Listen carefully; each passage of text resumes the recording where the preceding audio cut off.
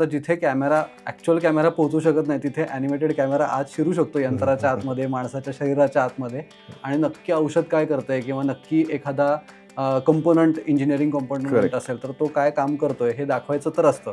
तर ते दाखवण्यासाठी तिथे ॲनिमेशन खूप उपयोगी पडतं. साधारण मी असं म्हणेन की 2 मिनिटाच्या व्हिडिओसाठी महिनाभर जातो. कुठेतरी जॉब करावा, इंटर्नशिप करावी, पैसे किती मिळतील हा प्रश्न पहिल्यांदा न विचारता मला काय काय कामं करायला मिळतील इथे हा प्रश्न त्यांनी सगळ्यांनी विचारावा असं मला वाटतं, कारण मी भरपूर इंटरव्ह्यू घेतो. सो एकतर मी ही नजर सगळ्यांमध्ये पेरली पाहिजे की मला माहिती आहे की आपण काय स्टँडर्ड सेट केलेत. कोणत्याही एका क्लायंटवरती ना तो खूप काम द्यायला लागतो. एका सर्टन स्टेजनंतर असं होतं की 80% 90% आणि आपण जणू काही त्याच्यासाठी काम करतोय. ह्या स्टेजला आपण पोहोचतो, पण ती धोक्याची घंटा म्हणून समजायला पाहिजे असं मला वाटतं की कोणत्याही एका क्लायंटवरती तुम्ही पूर्ण विसरून राहू नका. एका सर्टन स्टेजनंतर ना ते बॉन्डिंग खूप छान होतं आणि ग्रोथ विन विन सिच्युएशनमध्ये जेव्हा होते ना तेव्हा ती खूप छान देऊन जाते आणि कामाच्या पलीकडे मैत्री ही जपता आली पाहिजे.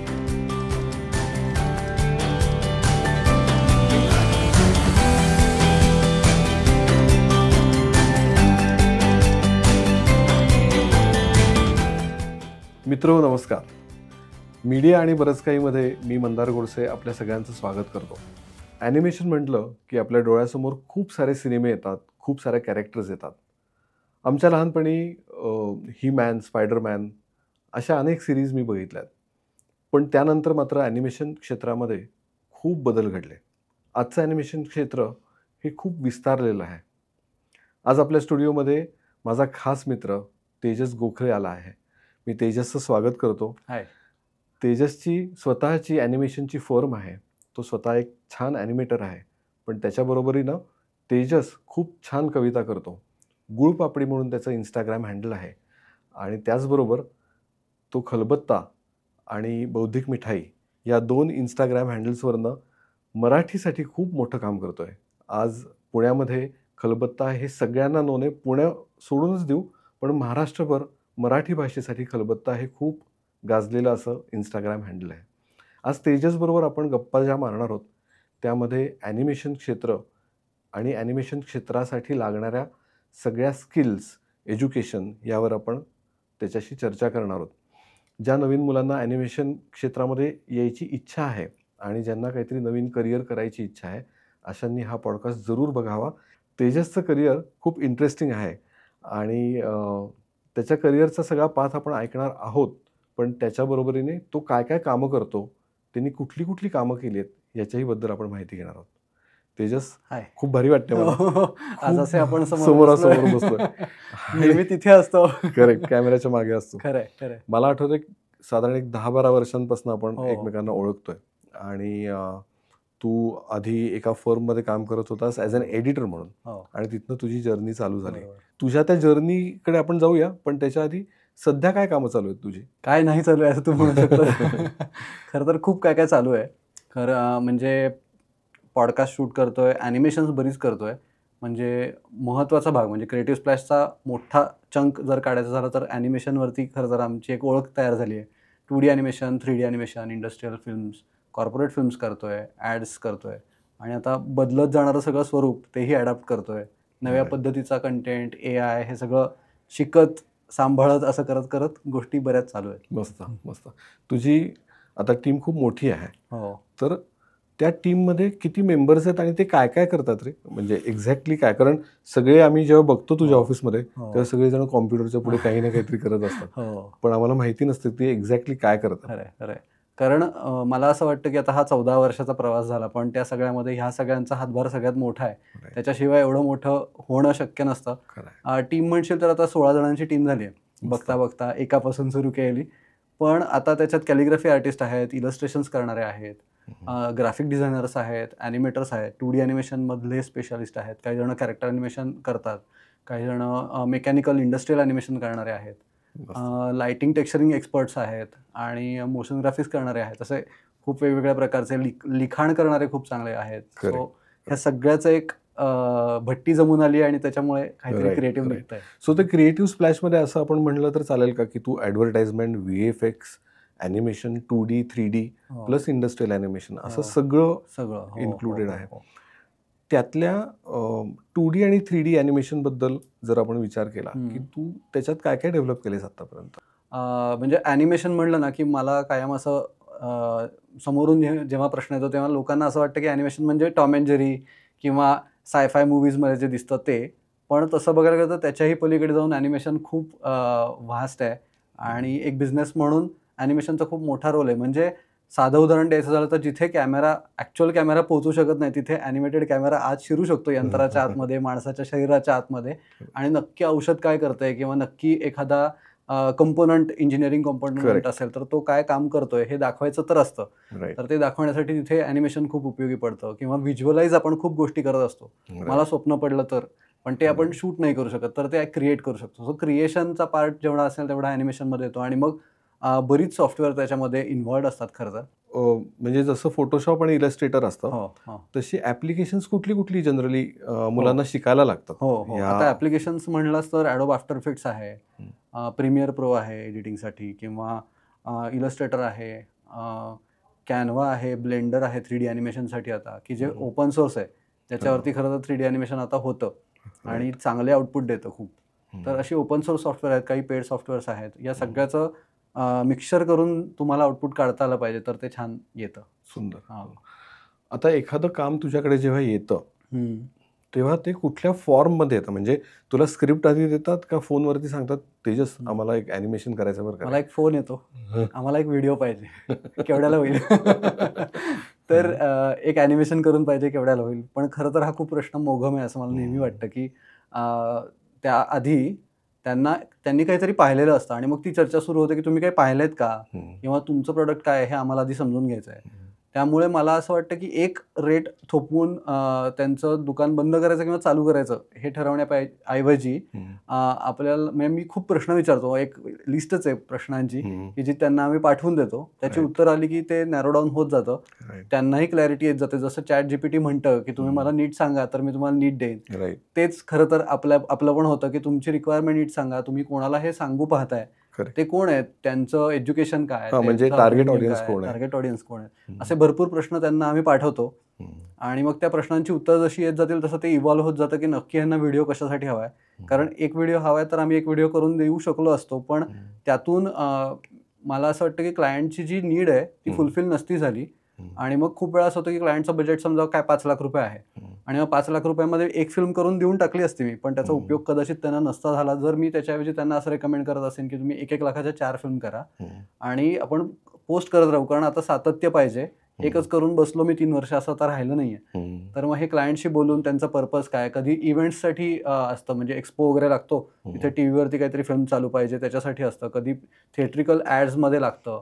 कधी ॲनिमेशन इंडस्ट्रियल ॲनिमेशन मी म्हणलो तसं, की त्यांना त्यांचं कंपोनंट एक्झॅक्टली त्यांनी पेटंटेड टेक्नॉलॉजी केली असते काहीतरी आणि मग ते त्यांना लोकांपर्यंत पोहोचवायचं असतं त्यांच्या टार्गेट ऑडियन्सपर्यंत.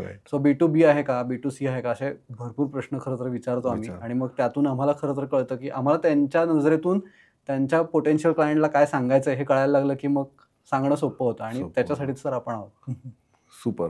पण हे एवढं तू सांगितल्यानंतर असं लक्षात येतं, की याची सायकल जी आहे पूर्ण ॲनिमेशनची ही बऱ्यापैकी मोठी असेल ना रे? खूप खूप. म्हणजे एखादं उदाहरण समजा तू सांगितलंस, की तू अनेक ब्रँड्स बरोबर आतापर्यंत कामं केलीस आणि त्या ब्रँड्सला वेगवेगळ्या पद्धतीने ॲनिमेशन्स लागतात. म्हणजे एक फिल्म असेल, त्या ब्रँडची फिल्म असेल, त्याच्यामध्ये कुठे ओपनिंगला असेल, कधी मध्ये असेल तर कधी शेवट असेल. तर हा थॉट तुझ्यापर्यंत आल्यानंतर ते पूर्ण होऊन एक प्रोडक्ट म्हणून जेव्हा बाहेर पडतं त्याला किती साधारण वेळ लागतो?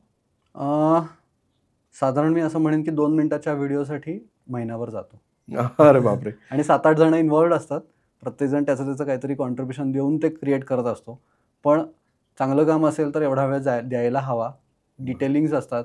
म्हणजे आता आपण बसलोय दोघंजण, पण डिटेलिंगमध्ये ह्या बऱ्याच गोष्टी मॅटर करत असतात ना, की मागे असलेलं ब्रिक्सचं टेक्स्चर किंवा खुर्चीचा रंग वगैरे सगळंच असतं. आणि मग ते बारीक बारीक गोष्टी बघणाऱ्यांना असं वाटतं, की काय केलंय तुम्ही नक्की? पण मग ह्या सगळ्या पेरलेल्या असतात आणि म्हणून ते एक चित्र म्हणून पूर्ण दिसत असतं किंवा त्यांचं म्हणणं कन्वे होत असतं.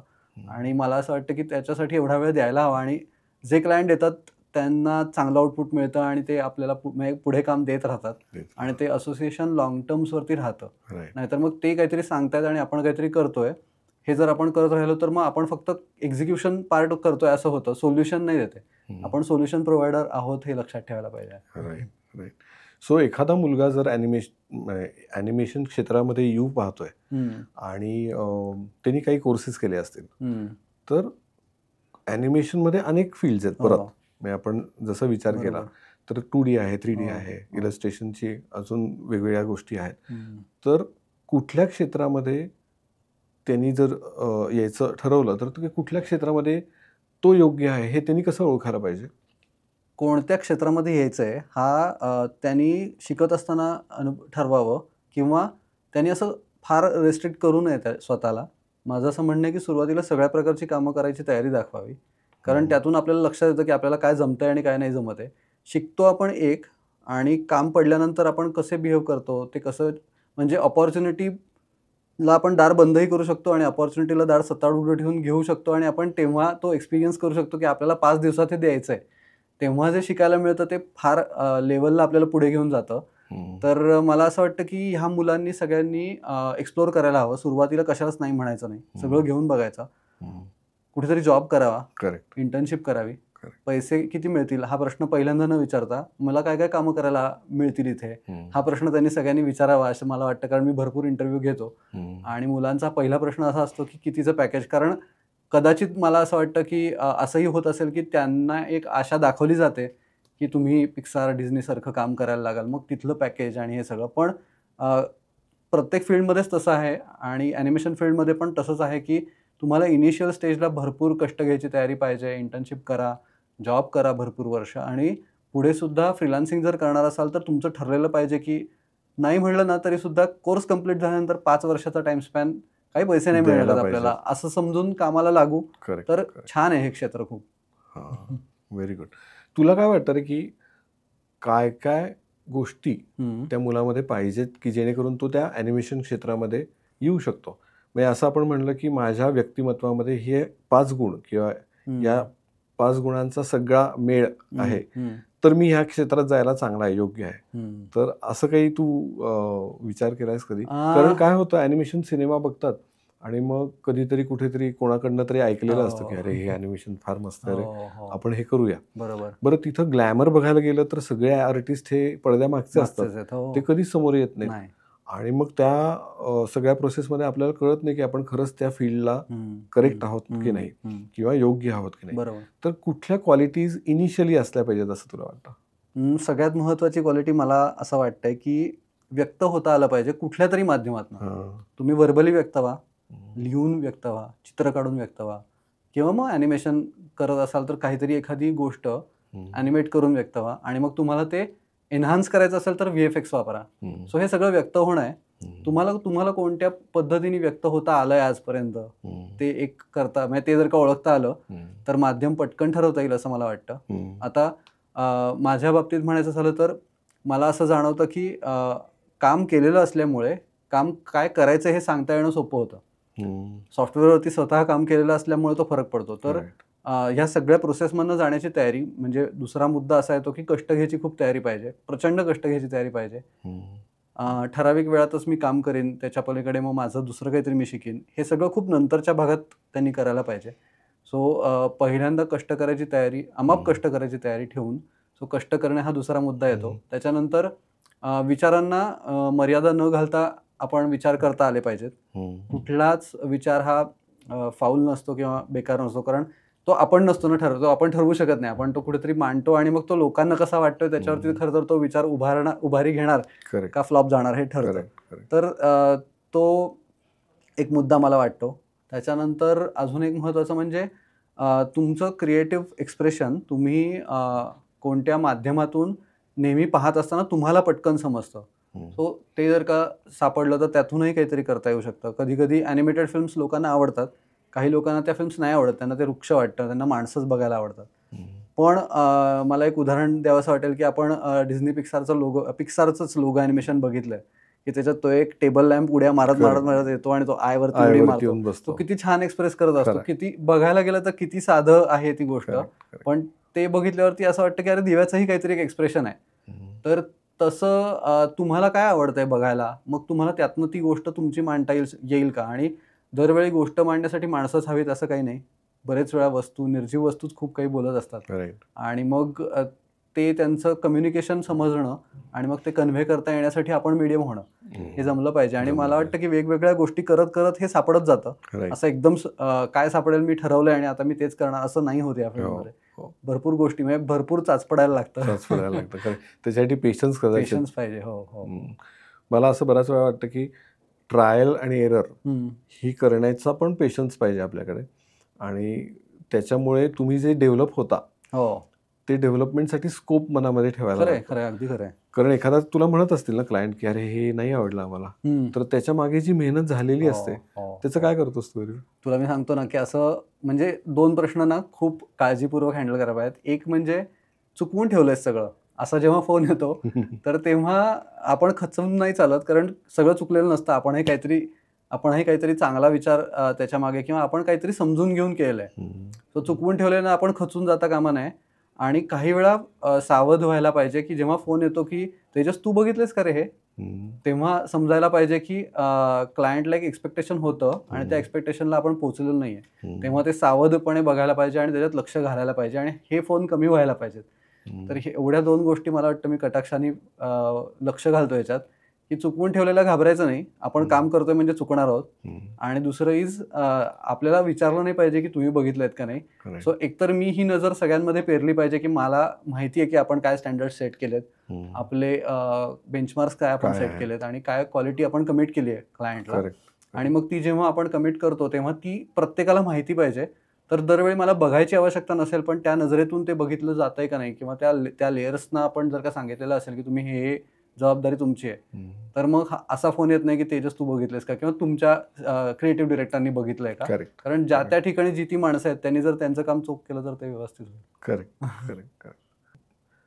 क्लायंट आणि तू जेव्हा एकमेकांशी कम्युनिकेट करत असता तेव्हा काही तू एक प्रोसेस ठेवलीस का या सगळ्याला? हो, प्रोसेस पाहिजेच. म्हणजे इनिशियल स्टेजला कदाचित ती नसेल, पण प्रोसेस पाहिजे. तर मला असं वाटतं की आता समजा ॲनिमेशनचं काही असेल व्हिडिओ तर किंवा कोणताही व्हिडिओ, तर पहिल्यांदा आपण स्क्रिप्ट लिहितो. तर मग स्क्रिप्ट अप्रूव्ह करा. स्क्रिप्ट अप्रूव्ह करून घेत असताना स्क्रिप्ट लिहित असताना क्लायंट बरोबर म्हणजे क्लायंटच्याच बाजूनी आपण खरं तर असतो आणि क्लायंटला जे म्हणायचं तेच आपल्याला म्हणायचं असतं. त्यामुळे script writing is the backbone is what I feel. आणि मग त्याच्यावरती खूप मेहनत घ्यायला पाहिजे, ती खूप चांगली व्हायला पाहिजे. मग त्याचा व्हॉइस ओव्हर रेकॉर्ड करणार, मग त्याचा आपण एक स्टोरी बोर्ड क्रिएट करणार. स्टोरी बोर्ड पाठवून दिल्यानंतर मग ॲनिमॅटिक्स लेवलला आपण एक अप्रुव्हल घेणार. मग फर्स्ट कट पाठवणार, मग सेकंड कट पाठवणार. मग ह्याच्यामध्ये होतं कसं की काही वेळा क्लायंटला शिस्त लावायला लागते. मग कधीतरी आपल्याला नमतं घ्यावं लागतं. हे सगळं होत जातं. म्हणजे व्हिडिओ फायनल स्टेजला दिल्यानंतर क्लायंट म्हणतो की नाही हे वाक्य नकोय आपल्याला याच्यात, ते वाक्य नकोय. तर मग हे स्क्रिप्ट लेवलला व्हायला होतं ना. आता स्क्रिप्टमध्ये बदल झाला की टाइमलाईन हलणार, व्हॉइस ओव्हर आर्टिस्टला परत बोलवायला लागणार. एआयनी ह्या सगळ्या गोष्टी कमी केल्या आहेत, पण तरी सुद्धा सोय का गैरसोय हे आपल्याला बघायला पाहिजे असं मला वाटतं. कारण हे काय सोपंच आहे असं म्हणून मी जर क्लायंटला करून देऊ लागलो तर मग त्या स्टेजेसना काय अर्थ राहिला.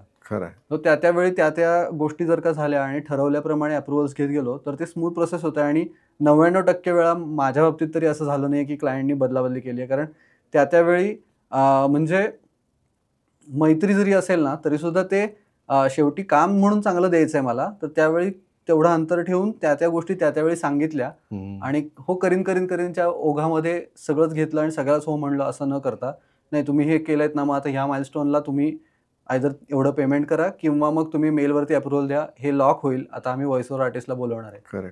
खूप वेळा असं जाणवतं की व्हॉइस ओव्हरच्या वेळी सुद्धा म्हणजे एखादा शब्द असतो आणि त्याला म्हणायचं काय हे मतमतांतर असू शकतात. तर मग त्याला काय म्हणायचं हे त्यावेळी क्लायंट तिथे असेल तर उपयोगी पडतं. कारण व्हॉइस ओव्हर करून आर्टिस्ट गेला, स्टुडिओ पण मोकळा केला आणि मग व्हॉइस ओव्हर लावून प्रिव्ह्यू कट पाठवल्यानंतर क्लायंट म्हणतो की अरे ह्याचा उच्चार तुम्ही असा नाही करायला पाहिजे. तर मग त्यांचं चुकलं नाहीये काही, आपण त्यांना इन्व्हॉल्व्ह नाही केलं आणि आपण त्यांना म्हणालो नाही की तुम्ही स्टुडिओला या किंवा लाईव्ह अवेलेबल राहा. जर बाहेरच्या देशातले किंवा कुठले असतील क्लायंट तर त्यांना आपल्याला हे सांगता आलं पाहिजे की तुम्ही ऐका आणि आम्हाला लगेच इनपुट्स द्या. आणि तेवढी टेक्नॉलॉजी आता आहेच आहे की तुम्ही लाईव्ह ऐकू शकता. तर मग जर तुमचं काम आम्ही करतोय तर तेवढंच तुम्ही पण जातीने लक्ष घालणं गरजेचं आहे. कारण ते तुमचंही बाळ आहे. जसं आता आम्ही म्हणत असलो आमचं बाळ असलं तरी खरं तर ते तुमचं बाळ आहे. तर तेवढं ते आत्मीयतेने करायला पाहिजे आणि क्लायंटला त्यावेळी अवेअर करायला पाहिजे. राईट. सो तू ह्या स्टेप्स सांगू शकशील का? म्हणजे समजा ॲनिमेशनचं तू म्हणलास हो. की आम्हाला एक फोन येतो हो आणि मग तिथनं गोष्ट चालू होते आणि मग गोष्ट त्यांच्या दृष्टीने त्यांनी सांगून टाकलेलं असतं की मला ॲनिमेशन करून हवं आहे. पण ॲज अ टीम म्हणून आत्ता जे आपण म्हणतोय प्रोसेस, तर त्या प्रोसेसमधले कुठले कुठले स्टेप्स आहेत की हा. पहिल्यांदा कदाचित स्क्रिप्टप्रमाणे तू एक रफ स्केच करतोस का, किंवा बरोबर. एक कॅरेक्टर क्रिएट करतोस का, हम्म. किंवा त्याचा रंगपोत हो ठरवतोस का? हो हो तर अशा स्टेप्स तुला सांगता येतील? हो सांगता येतील ना. म्हणजे सगळ्यात पहिली स्टेप म्हणजे क्लायंट कम्युनिकेशनची एक मोठी मीटिंग व्हायला पाहिजे. ही सगळ्यात पहिली स्टेप की नक्की क्लायंटला काय हवं. खूप वेळा असं होतं की आम्हाला एक व्हिडिओ करायचा आहे, तर त्या व्हिडिओच्या मागे त्यांचा विचार असा असतो की आम्ही एक प्रॉडक्ट डेव्हलप केलं आहे आणि आम्हाला ते लोकांपर्यंत पोहोचवायचं आहे, त्याच्यासाठी व्हिडिओ लागतो हे त्यांनी ऐकलेलं आहे. पण त्या व्हिडिओच्या ऐवजी आत्ताच आम्ही असं केलं की त्या व्हिडिओच्या ऐवजी आपण 2 व्हिडिओ करू छोटे छोटे. एका व्हिडिओचा पर्पज हा असेल की ते ॲप्लिकेशन वापरायचं कसं किंवा तो प्रॉडक्ट वापरायचा कसा, आणि दुसरं इज त्याचं मार्केटिंग, की ते प्रॉडक्ट लोकांपर्यंत पोहोचलं पाहिजे त्याच्यासाठी एक व्हिडिओ. दोन्ही एकत्र करून व्हिडिओची लेंथ वाढवून तसा काही फायदा होत नाही कोणाचाच, आणि हल्ली सगळेच जण छोटं बघतात, त्याच्यामुळे मग लेंथ वाईज कमी असेल, ॲप्ट असेल तर ते आम्ही रेकमेंड सो करतो. Duration so wise duration wise ठरवणं आणि एक क्वेश्चनर पाठवतो की तुमचं ह्याच्यामागचे कॉम्पिटिटर्स कोण, टार्गेट ऑडियन्स कोण, त्यांचं वयोगट काय, त्यांचं Right. शिक्षण काय, तुमच्या प्रोडक्टचे USPs काय, आत्ता मार्केटमध्ये तुमची पोझिशन, म्हणजे ब्रँड परसेप्शन ऑडिट म्हणतो ना, तसंच काहीसं ते होतं की तुम्हाला नक्की पोझिशन कसं करायचं आहे, किंवा तुम्ही मार्केटमध्ये लेट आहात का नवे आहात, तुम्ही इनोव्हेशन आणलंय, कुठल्या प्रॉब्लेमवरती सोल्युशन आणलंय, असे अनंत प्रश्न विचारतो. पण त्यातून आपल्याला एक विजन मिळतं की नक्की त्यांना काय सांगायचं, त्यांनाही क्लॅरिटी येत जाते. कारण आपण विचारल्याशिवाय त्यांना अदरवाईज एक व्हिडिओ केला तर तुमचा फायदा होईल असं कोणीतरी सांगितलेलं असतं. तर त्याच्या पलीकडे जाऊन ही पहिली मीटिंग होते. त्यानंतर आपण एक स्क्रिप्ट रायटिंगची एक्सरसाइज करतो की ज्याच्यामध्ये त्यांचं म्हणणं, म्हणजे त्या म्हणण्यामध्ये सुद्धा स्टेप्स आहेत की कॉन्टेक्स्ट बिल्डिंग आधी व्हायला पाहिजे, की तुम्ही नक्की कोणता प्रॉब्लेम ॲड्रेस करताय, किंवा तुमचं इनोव्हेशन एक्झिस्टिंग कुठल्या सिस्टीमला कुठल्या सिस्टीमला हेल्पफुल होणार आहे, तर ते सगळं कॉन्टेक्स्ट बिल्डिंगमध्ये येतं. मग हिरोची एंट्री म्हणजे प्रोडक्टची एंट्री, किंवा तुमचं जे काही USP असेल किंवा तुमची सर्व्हिस प्रोडक्ट जे काय असेल, मग प्रोडक्टचे बेनिफिट्स तुम्ही सांगत असताना आमच्या प्रोडक्टचे हे बेनिफिट आहेत सांगण्याऐवजी कोणते प्रॉब्लेम्स ते ॲड्रेस करत करत ते बेनिफिट सांगता येतील, असं त्याचं स्क्रिप्ट रायटिंगचं प्रमोशनच्या ऐवजी ॲड्रेसिंग द पेन पॉइंट्स आणि coming to the product, conveying benefit in a different format, असं काहीतरी करता येईल. Correct. तर मग स्क्रिप्टवरती क्लायंट आपल्याला करेक्शन सांगतो, कारण बरेच वेळा असं होतं की आपला एक पर्स्पेक्टिव्ह असतं पण क्लायंटला खूप वेगळं काहीतरी सांगायचं असतं. टेक्निकली पण कधी कधी आपण चुकू शकतो, कारण आपण त्या फील्डमधले नसतो. मग ते अपडेट करून परत स्क्रिप्ट पाठवणं, मग स्क्रिप्ट अप्रूव्ह झालं की त्याचं तुकड्या म्हणजे वाक्य वेगळं करून प्रत्येक वाक्याला आपण काय दाखवणार आहोत, लोगो ॲनिमेशननी सुरुवात करणार आहोत का, किंवा डायरेक्ट कशाने तरी पंच करणार आहोत का, तर त्याचं व्हिज्युअल्सचं नॅरेटिव्ह आणि पॅरलली स्क्रिप्ट आणि त्याच्या शेजारी व्हिज्युअल्स टेक्स्टमध्ये, की इथं आम्हाला असं वाटतंय की एक झाड हलत असेल असं लिहिलेलं असेल, तर एक झाड हलत असेल, मग शेजारी एक छोटंसं रफ स्केच, हलणारं झाड काय मॅग्निफिकेशनला आम्ही दाखवू पाहतोय, किंवा काय ती फ्रेम कशी असेल याचा एक अंदाज येण्याच्या दृष्टीने, की त्या झाडाखाली एक मुलगा बसलेला असेल वगैरे वगैरे. तर मग स्क्रिप्ट आणि स्टोरी बोर्ड ही स्टेज येते, आणि स्क्रिप्ट स्टोरी बोर्ड आपण क्लायंटला परत पाठवतो. मग त्याच्याबरोबरच आपण क्लायंटला काही वेळा आपण असं करतो की व्हिज्युअल रेफरन्सेस पाठवतो, की साधारण लुक अँड फील असा असणार आहे आपल्या व्हिडिओचा.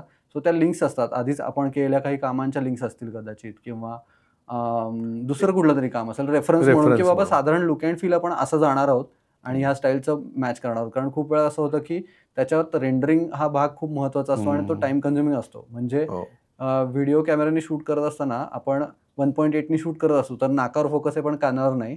पण हेच 3D ॲनिमेशनमध्ये जर का आपल्याला आउटपुट अचीव्ह करायचं असेल, की मशीनमधला एक स्क्रू बाहेर येतोय आणि त्या स्क्रूवरती फोकस आहे पण मशीन आउट फोकस आहे, तर रेंडरिंग टाइम खूप वाढतं डेप्थ ऑफ फील्ड वाढल्यामुळे. आणि सो एक फ्रेम रेंडर व्हायला जर का 10-10 मिनिटं लागत असेल आणि अशा 5,000 फ्रेम्स रेंडरिंग करणार असू, तर आउटपुट जे आपण कमिट करतोय ते क्लायंटला दाखवणं गरजेचं असतं, की साधारण ह्या क्वालिटीचं, ह्या लुक अँड फीलचं आम्ही तुम्हाला देणार आहोत. सो तेही एक महत्त्वाचे लिंक शेअरिंग आणि अप्रोच, म्हणजे व्हिज्युअल स्टाईल रेफरन्स गाईड म्हणून आपण बघतो. शिवाय आपण क्लायंटकडनं ब्रँड गाईडलाईन्स घेतो, की ऑन व्हॉट लाईन्स तुम्ही कम्युनिकेट करताय आजपर्यंत, तुमचे कलर कम्युनिकेशनसाठी फॉन्ट्स काय आहेत, ब्रँड कलर्स कोणते आहेत, डार्क मोडमध्ये असताना कोणती कलर स्कीम तुम्ही वापरता. सो हे पॅलेट वगैरे सगळं तोपर्यंत अंडरस्टँड करून घेतो. पॅरलली व्हॉइस ओव्हर आर्टिस्टचे सॅम्पल्स पाठवतो. काही वेळा हल्ली क्लायंट म्हणतात की AI जनरेटेड करा म्हणून. मग आम्ही असा विचार करतो की AI जनरेटेड आउटपुट येतंय चांगलं, येत नाही असं नाही आहे, पण माणसांना अजून पर्याय नाही असं मला वाटतं. आणि माणसांच्या आवाजामध्ये जे एक्सप्रेशन्स येतात किंवा म्हणण्यामध्ये जे अप्स अँड डाऊन्स करतो आपण, आयडिएशन्स करतो, वेगवेगळे व्हॉइस मॉड्युलेशन्स असतात, तर ती सगळी माणसांची जी येतात ती आम्ही रेकमेंड करून पाहतो. कारण जेव्हा क्लायंटला रेफरन्सेस पाठवतात तेव्हा क्लायंटला माणसांनी केलंच आवडतं अजूनही. तर ते क्लायंटला दाखवायला लागतं की चांगलं काय आहे, आणि मग त्यांना वाटतं की हो करायला पाहिजे. मग 5-10 हजार रुपयांनी काय फरक पडणार आहे. मग ते कन्व्हे करणं पण गरजेचं आहे, आणि मग कन्व्हिन्स झाले तर उत्तम, कारण फायनली आउटपुट म्हणून व्हिडिओ जो काय आपण देणार आहोत तो चांगला होणार आहे. राईट. तर ती एक स्टेज येते की व्हॉइस सॅम्पल्स पाठवणं. आम्हाला कोणते चांगले, म्हणजे समजा आपण 6 व्हॉइस सॅम्पल पाठवले तर त्यातल्या आमचे रेकमेंडेशन्स हे आहेत, हे पण आम्ही करतो. सो दॅट, कारण आपण एक एन्व्हिजन केलेलं असतं ना की हे असं असं होईल, हा आवाज त्याला सूट होईल, त्याचा इम्पॅक्ट. सो आम्ही शॉर्टलिस्ट केले हे आहेत, आणि मग क्लायंट सांगतो की ठीक आहे तुम्ही हा व्हॉइस वापरू शकता. करेक्ट. मग व्हॉइस ओव्हर आला की मग व्हॉइस ओव्हरच्या प्रमाणे टाइमलाईन लागते सगळी, कारण प्रत्येक वाक्याला समजा आता एखाद्या वाक्याला 15 सेकंद लागली, तर 15 सेकंदामध्ये हा मुद्दा कन्व्हे होणार आहे का थोडं म्युझिकवरती आपल्याला दाखवायला लागणार आहे.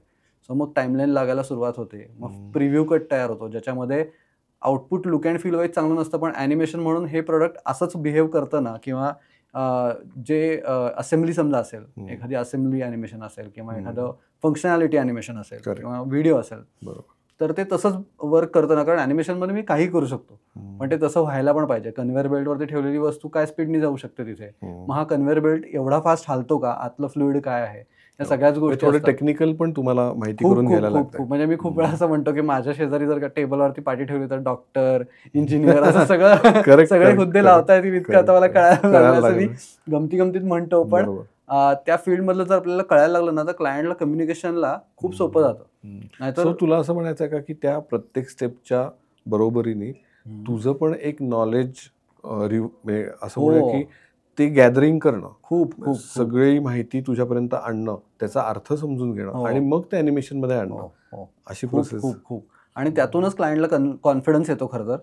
कारण आपल्याला टॉपिक माहिती असेल, विषय माहिती असेल तर आपल्याला सांगणं खूप सोपं जातं. नाहीतर आपणच असं असतो की अच्छा हा शब्दच मी पहिल्यांदा ऐकतोय, तर तसं होता कामा नये. तर त्याच्यासाठी त्या फील्डमधलं काम खूप केलेलं असेल ना तर मग क्लायंटला तिथेच कॉन्फिडन्स येतो की हे करू शकणार आहेत लोक आणि कळणार आहे. ते एडिटिंग पर्यंतची टाइमलाईनची आपली पायरी आली आहे, आणि मग त्याच्यानंतर पुढे काय काय करतो? मग प्रिव्ह्यू कट अप्रुव्हल आला की मग प्रिव्ह्यू कट बरोबर आम्ही इन बिटवीन फ्रेम्स पाठवतो की आता समजा एखादं प्रोडक्ट कॅमेरा समोर येऊन जाते तर तेव्हा ते ऍक्च्युअल आउटपुटमध्ये कसं दिसणार याची एक स्टॅटिक फ्रेम असते. सो अशा मधल्या फ्रेम्स असतात रेफरन्स म्हणून, हे आउटपुट आहे आणि प्रिव्ह्यू कट असा दिसतोय, तो ग्रे दिसत असेल, तो कसा तरी जिटर मारत असेल वगैरे वगैरे सगळं ठीक आहे.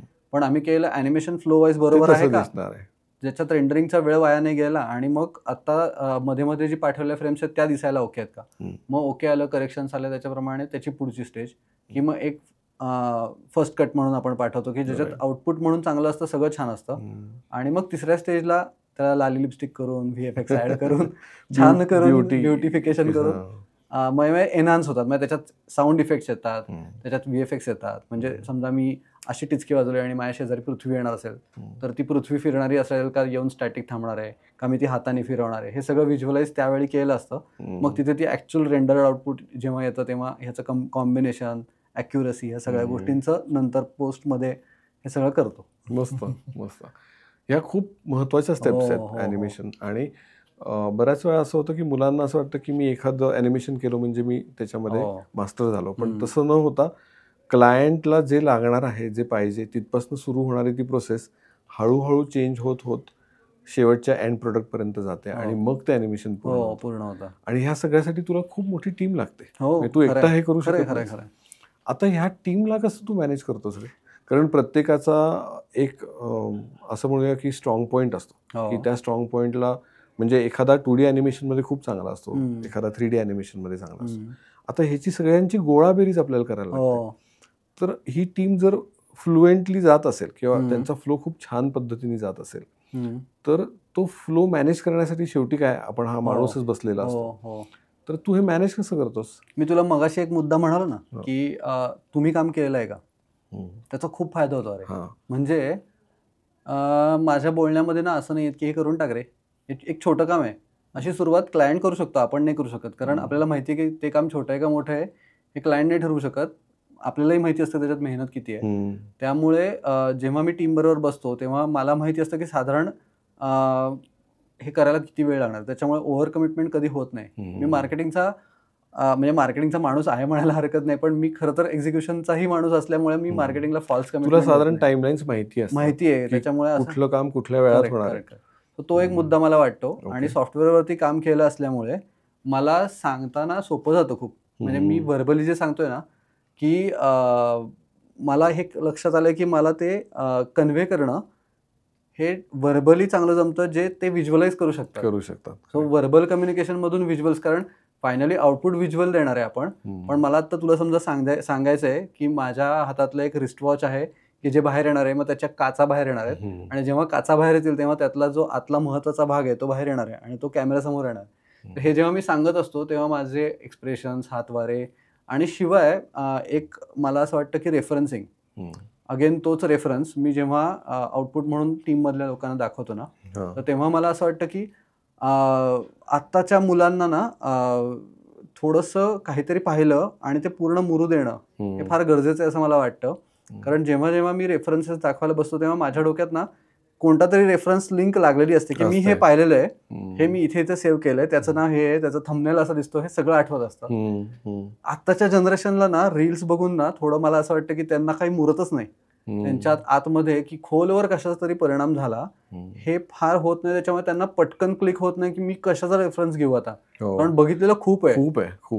बघितलेलं खूप आहे. तर मला त्याचा एक ऍडव्हान्टेज होतो की मला कन्व्हे करायला व्हर्बली तर सोपं जात आहे, प्लस माझ्याकडे रेफरन्सेस आहेत, सो व्हिज्युअली पण मी दाखवू शकतो की आपल्याला हे फॉलो करायचं आहे, हे असं असं पाहिजे.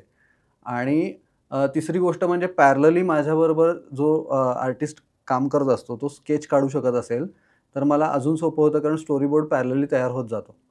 मग मी त्याला तिथेच सांगू शकतो की नाही नाही नाही, मगाच समजा उदाहरण घ्यायचं तर झाड एवढं मोठं नाही दाखवायचं आहे, झाड आपल्याला ड्रोननी दाखवायचं आहे. ड्रोननी म्हणजे आता आपली व्हिडिओची सुरुवात होणार आहे तर जरा थोडा वेगळा अँगल देऊया, ओपनर आपण करतोय तर मग ते झाड वरून दाखवतोय आपण.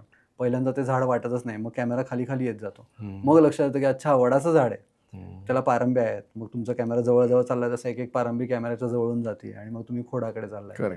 तर हे सगळं खूप सांगावं लागतं, मजा येते पण हे सांगताना.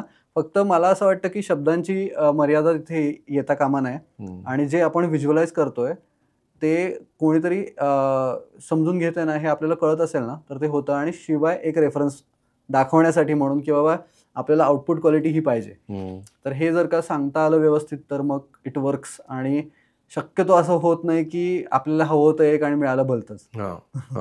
गुड मस्त. सो ही प्रोसेस आहे एक ओव्हरऑल की आपल्याला ही फॉलो करायला लागते जेणेकरून प्रोडक्टवरती कधी त्याचा परिणाम होणार नाही आणि चांगलं प्रोडक्ट म्हणजे चांगलं ॲनिमेशन किंवा फिल्म आपल्याला मिळेल. बरोबर. आता एक कळीचा मुद्दा सध्या चालू आहे तो विचारतो, तो म्हणजे AI आणि ॲनिमेशन. म्हणजे एआयने केलेली जी प्रगती आहे ती सुपर फास्ट आहे, आणि त्याची पेड व्हर्जन जर आपण घेतली तर त्यातनं बाहेर येणारं जे ॲनिमेशन आहे जर तुला प्रॉम्प्ट चांगला देता येत असेल तर हे आता म्हणजे पूर्वी माणूस टू माणूस कॉम्पिटिशन असायचं, तर आता AI टू माणूस असं कॉम्पिटिशन चालू झाले. तर तुला काय वाटतं ॲनिमेशन क्षेत्रामध्ये AIचा वापर हा किती इफेक्टिव्हली होईल आणि पुढे त्याला रिप्लेसमेंट म्हणजे माणसाला रिप्लेसमेंट AI होईल का? काही बाबतीत होईल, काही बाबतीत नाही होणार. म्हणजे AIच्या बाबतीत भीती बाळगण्यापेक्षा मला असं वाटतं की त्याला पर्याय नाही आहे. त्याच्याऐवजी त्याचा हात धरून आपल्याला किंवा त्याच्यावरती स्वार होऊन, मी मागे पण म्हणलो होतो की त्याच्यावरती स्वार होता आला पाहिजे. तो लगाम सुटलेला घोडा आहे असं समजूया आपण. तर आपण त्याच्यावरती जर कंट्रोलिंग ऑथॉरिटी झालो आणि आपण जर का त्याला आपल्याला हवं तसं काम करून घेऊ लागलो तर ते वर्क होईल आणि तो एक सिस्टीमचा भाग होईल, व्हिडिओ प्रोडक्शनचा एक भाग होईल. आणि AIचा उपयोग करून मला असं वाटतं की स्क्रिप्ट रायटिंग, कॅरेक्टर ॲनिमेशन्स हे सगळं होत जाईल. भाषा म्हणून पण भरपूर इव्हॉल्व्ह होत आहे. म्हणजे मराठीत यायचं नाही, आता मराठीत पण चांगलं लिहायला लागलं. कविता म्हणू नकोस, काय तू विचारू नकोस, सगळं मिळतं AI मध्ये. पण मला असं वाटतं की ते चक्र आहे आणि ते चक्र आता इथे कुठेतरी आहे, पुन्हा माणसांकडे ते येईल असं मला वाटतं. म्हणजे कित्येक वेळा आता क्लायंट आम्हाला सुरुवातीलाच स्क्रिप्ट लिहूनच पाठवतात. AI जनरेटर असते, ते बघितल्यावरती लगेच कळतं. त्यांना असं वाटतं की हे तर आम्ही करून दिले तुम्हाला, आता तुम्ही करा, व्हिडिओ करा. पण करून दिलेलं नसतं, कारण की बरेच वेळा असं होतं की मगाशी जे मी म्हणलं ना की तुम्हाला सांगता आलं पाहिजे, मला काय हवंय हे मला सांगता आलं पाहिजे. आणि ए आय पण हेच म्हणतं की तुम्हाला काय हवंय हे पण सांगा आणि त्याच्यात तुम्हाला काय नकोय ते पण सांगा. सो तुम्हाला तो खूप सांगायला लावतो, जे ज्याच्यातून आपणच इव्हॉल्व्ह करत जातो की नक्की मला काय हवंय शोधत जातो आणि मग लक्षात येतं की आपल्याला हे हवंय. तर ए आय ही टेक्नॉलॉजी म्हणून आत्मसात करायला पाहिजे, त्याचा उपयोग करून घेता आला पाहिजे. पण तू जसं म्हणतोयस तसं की जर का मी आर्टिस्ट असेन तर ए आय कोणती स्टाईल क्रिएट करू शकत नाहीये, ती मी करू शकेन का? किंवा ए आयला असं समज की मी समजा 1 महिन्याचं सबस्क्रिप्शन घेतलं, 20,000 रुपये आहे त्याचं फी, तर त्या 20,000 रुपयामध्ये मी 80,000 रुपये कमवू शकणार आहे का? तर मी ए आयचं विकतचं व्हर्जन घेईन. नाहीतर माझ्याकडचा आर्टिस्ट जर करू शकत असेल आणि तो समजा 20,000 रुपये पगार घेत असेल तर आर्टिस्ट मला महिनाभरात भरपूर काय काय करून देणार आहे. सो हेही आहे तेही आहे. अगेन मग ए आय मधून मी एक आउटपुट समजा फ्री व्हर्जन मधनं काढू शकत असेल तर मला 20,000चा आर्टिस्ट लागणार आहे का? लागणार नाही. आणि मग हे सगळं बॅलन्सिंग आहे, ताऱ्यावरची कसरत आहे आता. म्हणजे व्यवसाय चालवायचा म्हणून जर का बघायचं झालं ना तर ताऱ्यावरची कसरत आहे, कारण आपल्याकडे खूप वर्ष काम केलेली माणसं असतात. आपल्याला शेवटी माणसांनाही जपायचं आहे आणि ए आयला पण अडॅप्ट करावं लागतंय, कारण की बदल घडतायत, फास्ट हवंय लोकांना. क्लायंट समोरून सांगतोय ए आय पाहिजे. तो ताऱ्यावरची कसरत आहे, कळीचाच मुद्दा आहे हा. पण कुठे माणसं आपण धरून ठेवायला हवीत किंवा मग माणसांनाच ए आय वरती कसं परत एकदा बसवता येईल आणि ते वापरता येईल, हे जर का जमलं ना तर हे छान सुटेल कोडं. त्या फेजमध्ये मी पण आहे खरं तर, आणि ते जमवतोय. मला सक्सेस बऱ्यापैकी आलाय, काही प्रमाणात नुकसानही झालंय, सगळं होतंय. पण मला असं वाटतं की सरतेशेवटी पुन्हा एकदा मला ना माणसाचा आवाज हवाय, मला माणसाचे इमोशन्स पाहिजे, मला माणसाने लिहिलेलं हवंय बरं का स्क्रिप्ट, हे विचारायला सुरुवात झाली आणि ह्याच्यावरती परत आपण येणार असं मला तरी वाटतं. वा वा, असं झालं तर खूपच छान होईल. कारण ज्या गतीने ए आय आता चालू आहे बरोबर, आणि ज्या ज्या फील्डमध्ये आपण बघतोय त्या फील्डमध्ये ए आय आहे आणि ते कोणाला चुकलेलं नाही. तो आता व्हिडिओ करतोस तर तुला माहिती की आज मी लग्न करतोय तर ए आय कसं शूट करेल, तुलाच मला बोलवायला लागेल, मलाच लग्न करायला लागेल, हे सगळं झालं. एनहान्समेंट करेल कदाचित, पण मी इकडे बघतोय कागदाकडे बघून आणि नंतर पोस्टमध्ये ए आय मला डोळे नीट करून परत कॅमेऱ्यात लुक करून देतोय. तर ह्याचा वापर करू शकतो आपण. पण काही गोष्टी अशा आहेत की आता इंडस्ट्रियल ॲनिमेशन म्हण, की इंडस्ट्रियल ॲनिमेशनमध्ये गोष्टी पेटंटेड आहेत, त्यांना नाही द्यायच्यात त्या ओपन सोर्स गोष्टींना किंवा ए आयला एक्सपोजच नाही करायचं. ते आमच्याकडनं एनडीए साईन करून घेतात, एम्प्लॉईजकडनं एनडीए साईन करून घेतात. इतकं सगळं ते कॉन्फिडेन्शियल असतं. तिथे ते कसे रिव्हील करतील, तिथे ॲनिमेशन लागणारच आहे. सो ह्या गोष्टी आहेत की ज्या चालणार आहेत आणि आपल्याला लक्षात आलं पाहिजे की ज्या नाही चालणार आहेत त्याचा हात सोडून देऊया आणि जे चालणार आहे त्याच्याकडे लक्ष देऊया. सुपर. ह्या अनुषंगाने अजून एक पुढचा प्रश्न की आत्ता सगळेजण जे ॲनिमेशन क्षेत्रामध्ये येऊ पाहत आहेत त्यांच्या दृष्टीने त्यांनी व्यवसाय करावा ॲनिमेशन क्षेत्रामध्ये का त्यांनी आधी जॉब करून, म्हणजे तू आधी सांगितलंस की त्यांनी जॉब करावा, कामं करावीत, पण व्यवसायामध्ये शिरताना किंवा व्यवसायात शिरायच्या आधी त्यांनी कुठल्या कुठल्या गोष्टींचा विचार करावा असं तुला वाटतंय? कारण एक व्यवसाय म्हणलं की अनेक लोक तुझ्यावरती अवलंबून असतात आणि ती अवलंबून राहण्यासाठी किंवा ती अवलंबून आहेत म्हणून त्यांना पण काम लागतं आणि ते काम आणणं ही एक व्यवसायाची खूप मोठी गरजेचं असतं. तर व्यवसायात शिरण्यापूर्वी ॲनिमेशनच्या तुला काय वाटतं की त्यांनी कुठल्या कुठल्या गोष्टींचा विचार करायला पाहिजे?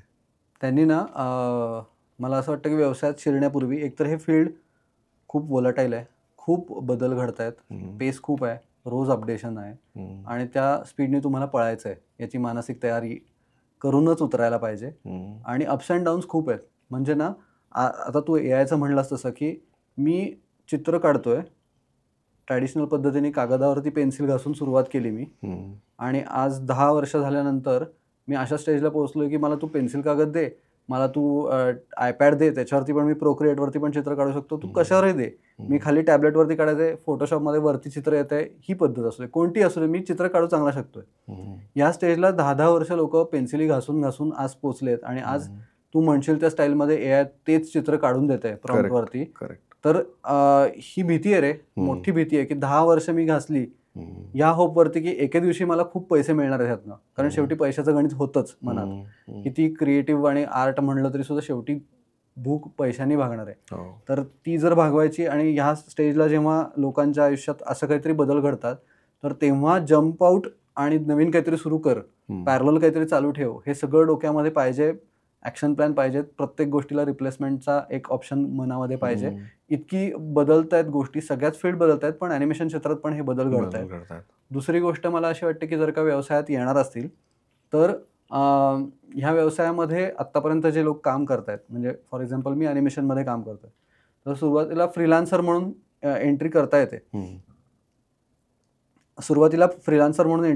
पण फ्रीलान्सर म्हणून जेव्हा एंटर करू तेव्हा खूप जबाबदारीचं काम आहे, कारण तुम्ही त्या फील्डला रिप्रेझेंट करताय. खूप वेळा असं होतं की फ्रीलान्सर्सचा रेट आणि कंपनीचा रेट ह्याच्यामध्ये फरक पडतो. म्हणजे समजा माझा रेट 1,000 रुपये पर सेकंद असेल आणि फ्रीलान्सरचा रेट 100 रुपये पर सेकंद असेल, तर एवढा मोठा फरक एका मिनिटाच्या व्हिडिओला खूप होतो. पण एक तुम्ही कंपनी म्हणून एस्टॅब्लिश्ड आहात, तुम्ही अनेक वर्ष एका ठिकाणी आहात, ह्याचा बेनिफिट तर असतोच आणि कंपनीला, म्हणजे दुसऱ्या कंपनीला सुद्धा. पण फ्रीलान्सर म्हणून जेव्हा तुम्ही 100 रुपये कमिट करताय ना, तर माझं असं म्हणणं आहे की तुम्ही मार्केट एकतर लोला आणलं, बरोबर, आणि जेव्हा 100 रुपयात तुमचं होत नाही हे तुमच्या लक्षात येतं एका सर्टन, कारण ते 100 रुपयाचं काम नाही आहे, तर आम्ही नसतं का केलं, म्हणजे आम्ही 100च्या ऐवजी 500ला केलं असतं, पण 1000ला नसतं केलं. पण होतं असं की 100ला कमिटमेंट होते, एंटर करतो आपण, आणि एका स्टेजनंतर लक्षात येतं की आपल्याला हे होत नाहीये, आणि मग फ्रीलान्सरला सोपा ऑप्शन काय असतो की फोन उचलणं बंद करणे आणि भूमिगत होणे. तर ते भूमिगत झाले की कम्प्लीट त्या फील्डला, म्हणजे हे ॲनिमेशन क्षेत्रातले लोक बेकारच आहेत, हे आयत्यावेळी दडी मारतात आणि हे काही कॉमन टर्म होऊन जाते. म्हणजे एक चुकीचा माणूस त्या अख्ख्या इंडस्ट्रीला किंवा त्या सगळ्याला गालबोट लावून जातो, आणि असं फ्रीलान्सर्सच्या बाबतीत खूप होतं, कारण त्यांना हे नवीन असतं. तर त्यांनी आधी जर का काम केलेलं असतं आणि त्यांनी ही धग जर का जवळून पाहिली असती की डेडलाईनची धग काय असते, 78 तास काम केल्यानंतर कळतं की क्लायंट मानगुटीवर बसणं म्हणजे काय, आणि मग हे सगळं होऊन सुद्धा आपण जेव्हा पूर्ण करून देतो तेव्हा आपला चेहरा नाही दिसणार आहे. सो हा एक मुद्दा महत्त्वाचा आहे की आपल्याला फेम नाही मिळणार ह्यातनं, आपल्याला कामाचं समाधान 100% मिळणार, खूप मिळणार आहे, पण समाधान हे त्या पद्धतीने टँजिबल नाही आहे की तुम्हाला कुठेतरी तुम्ही पेज 3 वरती छापून आलात, असं नाही होणार, किंवा कुठेच तुम्हाला ग्लॅमर नाही मिळणार आहे, पण पडद्यामागे राहून सुद्धा खूप आनंद मिळवता येऊ शकतो. तर ती तुमची मानसिक तयारी पाहिजे, आणि मग ते छान होऊ शकतं. म्हणजे मला माझं सिनेमा संपल्यानंतर एंड स्क्रोलमध्ये हरिश्चंद्रच्या फॅक्टरीमध्ये नाव येतंय, देऊळबंदमध्ये नाव येतं, हे पाहून मला खूप भारी वाटतं. सगळा सिनेमा संपल्यानंतर सिनेमातल्या सीनमुळे येणारं इमोशन, आणि शेवटी ॲनिमेशनच्या यादीमध्ये कुठेतरी सगळ्यात शेवटी कुठेतरी जेव्हा आपलं नाव येतं, ते नाव बघून मिळणारं समाधान हे तुम्हाला मिळतंय का नाही मिळतंय, आणि ते मिळून माझं जर ऊर भरून येतोय, कंठ दाटून येतोय, तर मला ते काम करायला आवडतं. आणि माझी ही भूक होती, आणि मग ती आहे का आपली, म्हणजे या क्षेत्रामध्ये काम करत असताना मला हे चालणार आहे का की मला ग्लॅमर नाही मिळणार आहे, माझं लोक नाव नाही करणार, नक्की काय करत असतो काय माहिती, हे पालक बोलणार आहेत, कम्प्युटर समोर बसलेला असतो आणि काहीतरी ॲनिमेशन म्हणतो, आणि तो जो सक्सेस पाथ आहे किंवा करिअर पाथ आहे तो एकदम असा उंच जातो का हळूहळू वरती जातो, कसं अनुभव? मला असं वाटतं की जे हळूहळू जातं ते शाश्वत असतं, जे झपकनवर जातं ते तेवढंच पटकन खाली येतं. काही लोकांच्या बाबतीत नसेल तर चांगलंच आहे, आनंदाची गोष्ट आहे, पण तो पायरीनेच जाण्यात मजा आहे, आणि ती तशीच असली ना तर मग ते टिकवून ठेवताना पण आपण तेवढंच, म्हणजे जर का असं जाणवलं की आता उतार येतोय, तर आपण तो अप साईडला राहणाराच ग्राफ राहील याच्यासाठी आपण मेहनत घेतो, आणि तो उताराची एक जी किनार येऊन गेलेली असते ती आपण टाळू शकतो, कारण आपण ह्या सगळ्या स्टेप्स पाहिलेल्या असतात. झपकन गेला स्पाईक तेवढाच रपकन खाली आणतो. मस्त मस्त. ॲनिमेशन क्षेत्र विचार करताना सगळ्यांनी, मला वाटतं सगळ्या विद्यार्थ्यांनी ह्या सगळ्या गोष्टींचा विचार करायला नक्कीच हरकत नाही, जेणेकरून पुढचा प्रवास जो आहे तो सुखकर होईल. आता ॲनिमेशन बरोबर तेजस गुळपापडी, त्यानंतर खलबत्ता, हे कुठनं आलं सगळं? तू मगाशी म्हणलास ना, मला असं वाटतं की आपल्याला ना एका सर्टन स्टेज नंतर आपल्याला वेगवेगळी माध्यमं आपल्या आत दडलेली सांगू पाहत असतात काहीतरी, आणि आपल्याला ते व्यक्त व्हायचं असतं. म्हणजे मी काही कविता लहानपणापासून नाही लिहित, पण कविता लिहायला सुरुवात झाली आणि मी एक्सप्रेस करायला सुरुवात झाली सोशल मीडिया प्लॅटफॉर्मवरती, बिंदास टाकायला लागलो. मग आपल्या लोकांनी त्याला, म्हणजे आपल्या ओळखीचे कौतुक करतात ना सुरुवातीला, पण त्या एका सर्टन 500-600 फॉलोअर नंतर ते गुळपापडीचं अकाउंट आता 15-17 हजार काहीतरी पर्यंत पोहोचलंय. तर मला असं वाटतं की आपल्याला लिहावंसं वाटतंय, ते आपण लोकांसमोर मांडत राहणं गरजेचं आहे, त्याला आपणच जज करत बसण्यात काही अर्थ नाही. आणि खरंच चांगलं काय आहे हे आपल्याला कळायला हवं, नाही तर मग टलाट जोडणं आणि मग खूप काय काय करता येऊ शकतं. हो, त्याला काही अर्थ नाही. पण आपलं म्हणणं व्यक्त करता आलं पाहिजे. आणि मला असं वाटतं की ना, तो लाईक्स आणि फॉलो आणि शेअरचा आकड्याकडे नाही बघायचं, आपण करायचं आणि मोकळं व्हायचं, तर ते छान होतं. आणि त्यातून खरं तर गुळपापडी म्हणजे गुळपापडीवरती जर बघशील तर बरेच वेळा असं होतं की मी काढलेला फोटो असतो किंवा मी काढलेलं चित्र असतं किंवा काहीतरी असतं, फोटोज असतो बरेच, आणि त्याच्यावरती मी 4-4 ओळी लिहितो आणि वेगवेगळे विचार असतात. ते स्लाइड करत गेलं तर फोटो एकच असतो आणि वेगवेगळे विचार त्याच्यावरती मांडलेले असतात. तो प्रयोग केलेले असतात वेगवेगळे. तर ते त्या पद्धतीने मी गुळपापडीवरती मांडत असतो. मराठी भाषेसाठी खलबत्ता म्हणशील तर त्याच्यामध्ये बरेच वेळा असं मला वाटलं की आपण नेहमी तक्रार करत असतो की आपल्या भाषेचं असंच झालं, अशीच बोलतात हल्लीची पोरं, हे बेकारच बोलतात वगैरे वगैरे. पण मला असं वाटतं की आज अशी पिढी आहे की जी खूप छान मराठी बोलणारी आहे, माझ्यापेक्षा छान बोलणारे लोक आहेत.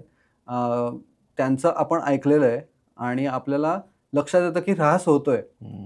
तर ह्या वाहून जाणाऱ्या पाण्यामध्ये मी माझा किमान 4 दगडांचा एक बांध घालायचा प्रयत्न करतोय, असं म्हणायला हरकत नाही खलबत्ताच्या माध्यमातून. खलबत्ता खूप जणांच्या पर्यंत पोहोचलाय आतापर्यंत. आणि खलबत्तामध्ये जे शब्द आपण ऐकतो किंवा त्याचा विचार ऐकतो, तो खूप छान पद्धतीने तुम्ही डेव्हलप केलाय. आणि मला खूप तुमच्या टीमचं कौतुक वाटतं. म्हणजे मी तू म्हणलास तसं की आता अश्विनी आहे, तर ती खलबत्तासाठी रिसर्च भरपूर करते, किंवा बाकीचे टीममेट सुद्धा एडिट करतात, किंवा मध्ये मध्ये ज्या पोस्ट असतात किंवा पुस्तकं खूप आणलेली आहेत ती वाचन चालू असतं.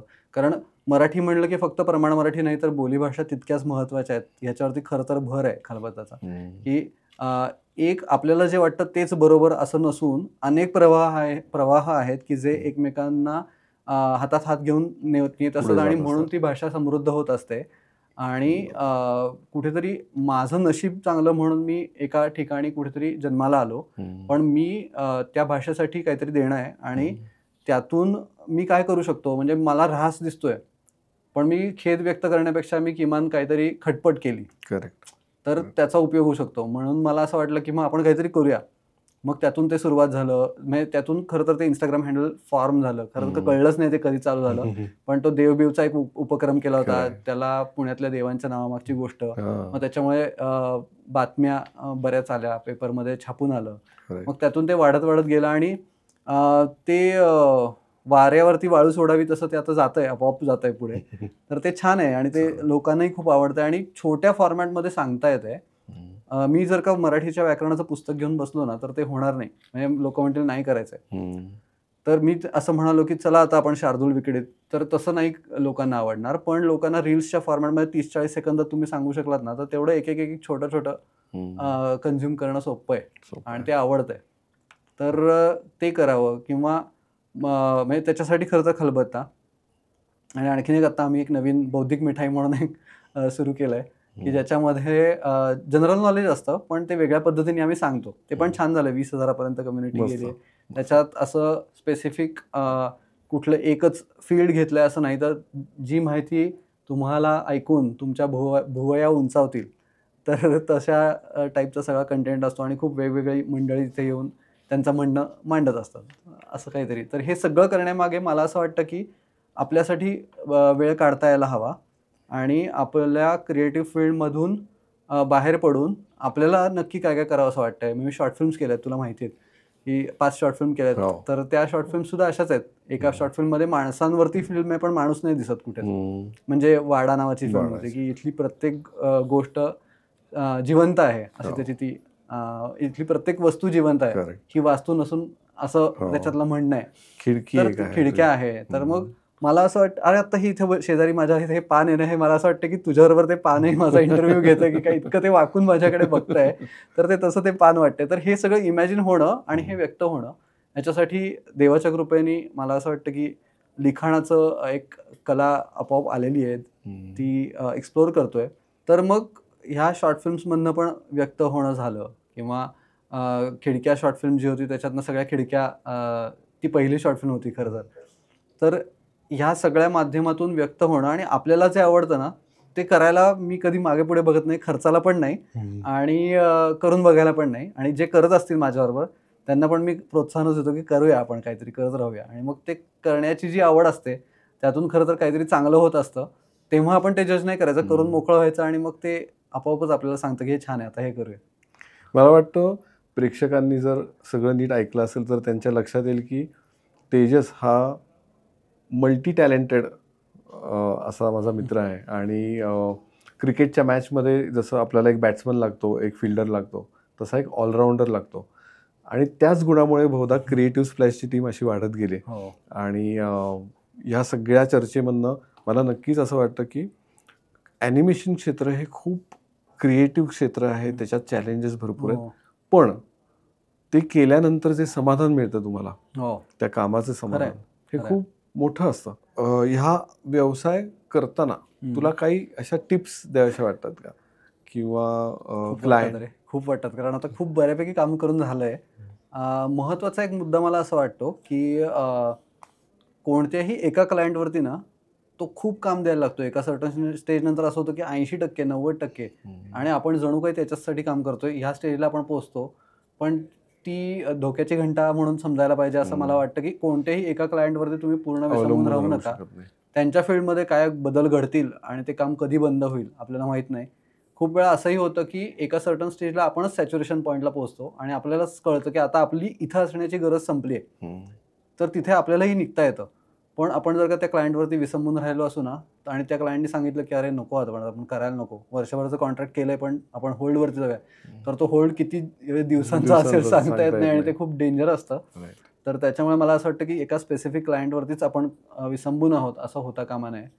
त्याच्यानंतर अजून एक असं वाटतं की दरवेळी आपण केलेल्या आधीच्या कामापेक्षा चांगलं काम केलंय का, हा एक ठोकताळा कायम ठेवायचा. की मी ॲनिमेटेड व्हिडिओ केलाय का शूट बेस्ड व्हिडिओ केलाय, पण मला तो व्हिडिओ मी आधी केलेल्या व्हिडिओपेक्षा चांगला करता आलाय का आणि ह्याच्यात मी काही वेगळं केलंय का.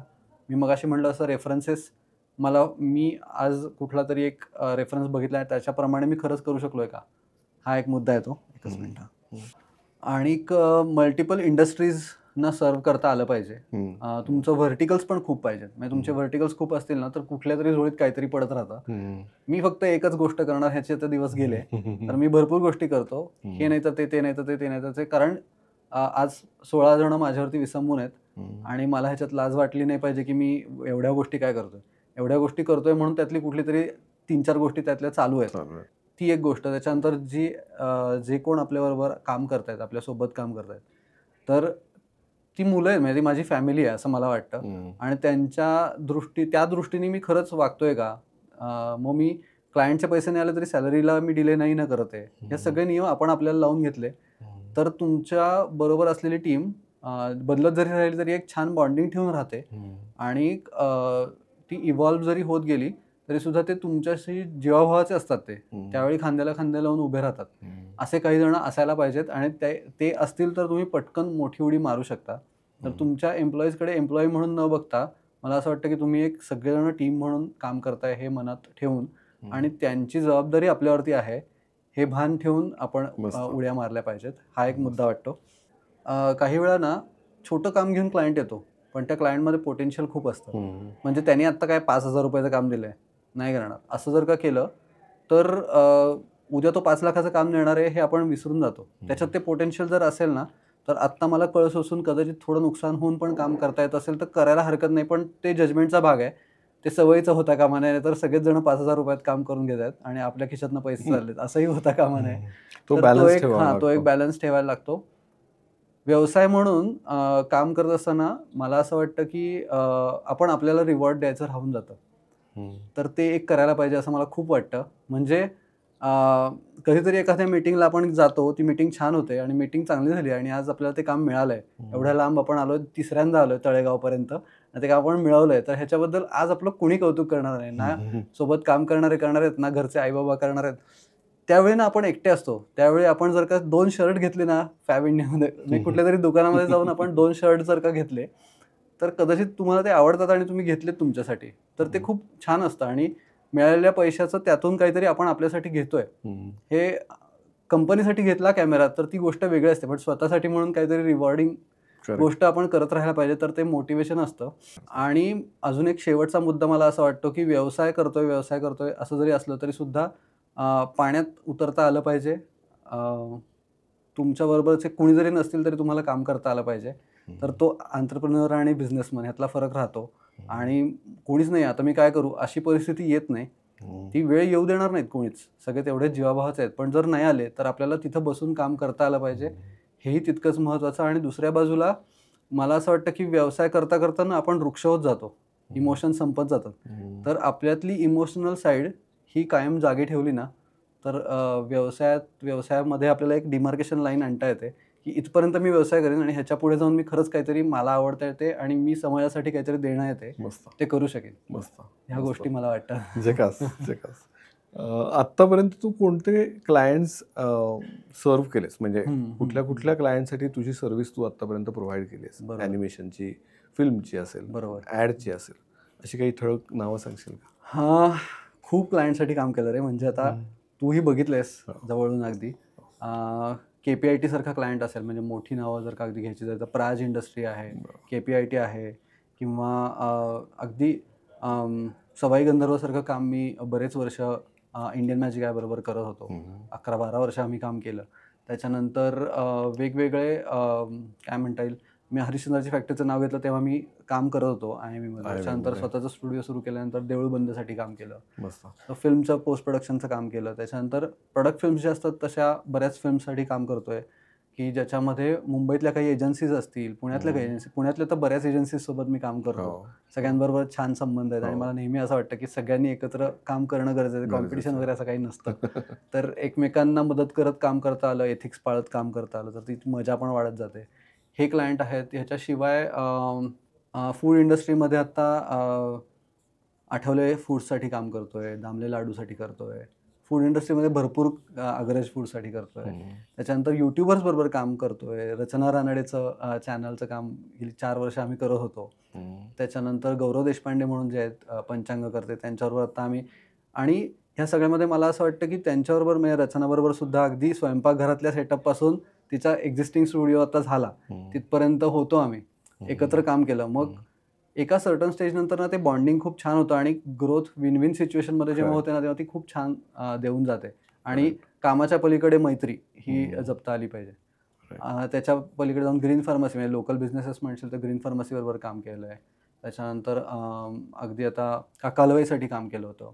सो फूड इंडस्ट्रीमध्ये बरंच केलं आहे. त्याच्यानंतर इंडस्ट्रियल ॲनिमेशन म्हणून बघायचं झालं तर प्राज मी म्हणलो तर इको इंडस्ट्री म्हणून आहेत. त्याच्यानंतर सेव्ह इको आहे, जैविक फूड्स आहे. हे सगळेजण मटेरियल हँडलिंग आणि ग्राइंडिंग आणि या सगळ्या सेक्टरमध्ये काम करतात. तर त्यांच्यासाठी काम केलं आहे. आता मोठ्या कंपन्या, ह्याच्याहून मोठ्या म्हणायचं झालं तर आउट ऑफ इंडिया पण बरंच काम चालतं. काही कंपन्यांची नावं नाही सांगता येणार, पण अमेरिकेत काम, म्हणजे US मधल्या काही क्लायंटसाठी काम चालू आहे, ज्याच्यात असेंब्ली ॲनिमेशन व्हिडिओजचं सातत्याने काम चालू असतं. किंवा सिंगापूरमध्ये एक शूट केलं, आपणच गेलो होतो. तर असं खूप कंपन्यांबरोबर काम चालू आहे. नावं सांगायची झाली तर खूप आहेत आणि असे पटकन सांग म्हटलं तर असं पटकन डोळ्यासमोर येत नाहीत, पण खूप आहेत. छान, म्हणजे हा प्रवास खरंच छान आहे. आणि सगळ्यांबरोबर काम करतोय. म्हणजे अगदी आता नवीन सुरू होणारा एखादा गादी कारखाना असेल ना, त्याच्यासाठी पण मला इंटरेस्ट डेव्हलप होतोय आणि त्याच्याबरोबर काहीतरी करावं असं वाटतंय. ते अगदी एक्झिस्टिंग जे एस्टॅब्लिश्ड आहेत त्यांच्याबरोबर काम करताना पण मजा येते आणि त्यांना आपण त्यांना असं वाटतंय की आपण काम करू शकू, या लेवलला आता आपण पोहोचतोय हे पाहून छान वाटतंय. आणि अजून मोठे मोठे माइलस्टोन्स आहेत पुढे असं लक्षात येतं. आमच्या सगळ्यांकडनं तुला खूप खूप शुभेच्छा या सगळ्या कामासाठी आणि असंच पुढे तू तुझा प्रवास चालू ठेवास आणि आम्हाला छान मंडळी असल्यावरती एक बाजू, म्हणजे मला नेहमी असं वाटतं ना की त्यावेळी ती माणसं जर सोबत आली ना तरच आपण एवढे पुढे जाऊ शकतो, नाही तर एकट्याच्याने होणारा हा प्रवास नाही. आणि मला खरंच तुझं पण खरंच खूप आभार मानावं असं वाटतात, कारण की एक गोष्ट अशी असते की आपण एखाद्या व्यक्तीला आपण कारणासाठी भेटतो आणि ते कारण आपल्याला माहिती असतं की आपली भेट कधी झाली. तसं तुझ्या बाबतीत मला आपण कधी भेटलो आणि कशी भेट झाली आणि कोणत्या प्रोजेक्टला झाली काय आठवत नाही. ते इतकं धुसर झालंय इतके आपण सहज भेटलो आणि काम करत गेलो आणि व्हिडिओचं इतकं पुढे, म्हणजे मला समजत नव्हतं त्या स्टेजपासून आपण इथपर्यंत आलो. तर त्याच्यात मला तुझी मदत कायम झाली. ते मी कधी म्हणजे हेच नाही करू शकत, म्हणजे टाळूच नाही शकत उल्लेख केल्याशिवाय. आता आपण रॅपिड फायरकडे जाऊया. तुला आवडणारा सगळ्यात चांगला चित्रपट कुठला? म्हणजे ॲनिमेशनच्या बॅकग्राऊंडवरती. ॲनिमेशन आयर्न मॅन मला आवडतो. आयर्न मॅन खूप आवडतो. मस्त. तुला आवडणारं ॲनिमेटेड कॅरेक्टर? खूप आवडतात, सगळी कॅरेक्टर आवडतात रे. पण तरी त्यातल्या त्यात समजा सांगायचं, मी तुला मगाशी म्हणलं तसं, मला पिक्सारचं जे ॲनिमेशन आहे ना, ते दिव्याचं ॲनिमेशन खूप आवडतं मला. तुला डेडलाईन आवडते का परफेक्शन? परफेक्शन. मी जर का कवटाळून बसलो ना आणि क्लायंटला इव्हेंटच्या दिवशी मी व्हिडिओज नाही देऊ शकलो तर काय करू ते परफेक्शनचं. त्याच्यामुळे डेडलाईन महत्वाची. काम करताना तुला संगीत ऐकायला आवडतं का शांतपणे काम करायला आवडतं? मी कोणतं काम करतोय त्याच्यावरती आहे. ॲनिमेशन करत असेल तर गाणं पाहिजे, पण लिहित असेल तर शांतता पाहिजे. सगळ्यात तुला आवडलेली फिल्म म्हणजे ॲनिमेशनची फिल्म की जी तू आवडलेली म्हणल्यानंतर तू खूप मोठा पॉज घेतला. ॲनिमेशनची फिल्म की जी तुला आत्तापर्यंतच्या तुझ्या कामांमध्ये ही फिल्म मला एक बेंचमार्क म्हणून आवडते अशी? महाराष्ट्र समृद्धी महामार्गाचे भरपूर व्हिडिओ केले, त्यातली एक महाराष्ट्र समृद्धी महामार्गाची फिल्म आहे ती. त्याच्यानंतर मुंबई मेट्रोसाठी काम केलं ती. ह्या फिल्म्स मला आवडतात आणि त्या किती वर्ष झालं तरी ते टेक्नॉलॉजी वाईज खूप छान आहेत, कारण त्याच्यात कॅमेराने शूट केलेल्या गोष्टींवरती सुपर इम्पोज 3D आहे आणि टेक्नॉलॉजी वाईज खूप ॲडव्हान्स्ड आहे. म्हणजे इंटिग्रेशन 7 वर्षांनंतर सुद्धा असं वाटत नाही की हे 7 वर्षापूर्वी केलं, एवढं जुनाट असेल. व्हिडिओ आणि ॲनिमेशनचं इंटिग्रेशन कॉम्बिनेशन मध्ये करायला खूप आवडतं आणि ती खरं तर माझी मगाशी पण सांगायचं राहिलं, ती ओळख झाली आता की शूट आणि ॲनिमेशनचं मिक्सर चांगल्या पद्धतीने एक करता येतं. मस्त मस्त. आज तेजसला भेटून त्याच्याशी गप्पा मारून खूप छान वाटलं आणि एक वेगळा ॲनिमेशनचा मार्ग आपल्या सगळ्यांसमोर तो उभा राहिला. मीडिया आणि बरंच काहीमध्ये आपण अशाच पद्धतीने अनुभवी तज्ज्ञांना भेटणार आहोत आणि त्यांच्याकडनं जाणून घेणार आहोत की आपण काय काय ह्या क्षेत्रामध्ये करू शकतो, मीडिया क्षेत्रामध्ये, आणि काय काय नवीन प्रयोग करू शकतो. आणि तसंच ह्या अशा पद्धतीच्या करिअर्स करणारी वेगवेगळी मंडळी तुमच्यापर्यंत असतील किंवा करू इच्छिणारी मंडळी असतील, त्यांना हा पॉडकास्ट नक्कीच तुम्ही दाखवा आणि हा पॉडकास्ट कायम तुमच्या सगळ्या मित्रमंडळींपर्यंत तुम्ही पोहोचवा. आपल्या सगळ्यांचं मनःपूर्वक धन्यवाद आणि अशाच पद्धतीने आपण पुढचा पॉडकास्ट जरूर बघूया.